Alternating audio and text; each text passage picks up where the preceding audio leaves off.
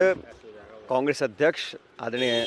खरगे साहब और नेता प्रतिपक्ष राहुल गांधी जी के साथ प्रदेश के तमाम नेताओं की हमारी चर्चा हुई छत्तीसगढ़ को लेके। उसमें पीसीसी, सीएलपी, भूपेश बघेल साहब, टी सिंहदेव साहब, साहू जी, हम सब मौजूद थे और अब तक संगठन की जो गतिविधियाँ रही हैं उस पर चर्चा हुई और आजकल छत्तीसगढ़ में जो राजनीतिक मुद्दे हैं उस पर दिशा निर्देश यहाँ दिल्ली से खरगे साहब और राहुल जी ने दिया है। और छत्तीसगढ़ में जो 2 साल से सरकार है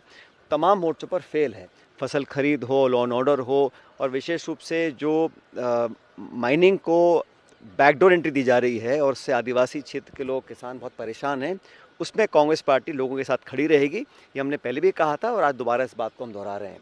और आने वाले समय में जो नरेगा को लेकर सरकार ने जो नियम बनाए हैं, एक तरह से उस कानून का गला घोटा है। जो अधिकार था अब उसको उन्होंने सीमित कर दिया है, बजट को भी सीमित कर दिया और निर्णय लेने की शक्ति, पहले गाँव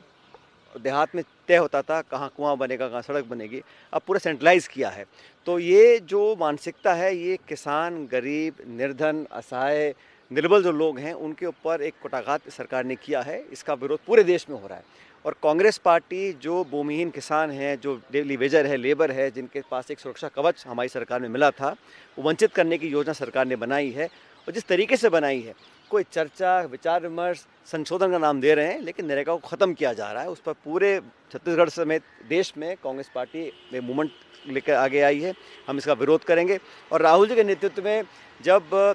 लैंड एक्विजिशन एक्ट को उन्होंने छेड़छाड़ी करी थी, 3 काले कानून बनाए थे, दोनों मुद्दों पर इनको सदन के अंदर, सदन के बाहर बैकफुट बनाना पड़ा और इसी मोदी सरकार ने अपने हाथ खींचे थे। इस बार भी नरेगा को लेकर कांग्रेस सहित तमाम इंडिया अलायंस के लोग दबाव बनाएंगे और केंद्र की सरकार को अपने अहंकारी कदम को वापस लेना पड़ेगा।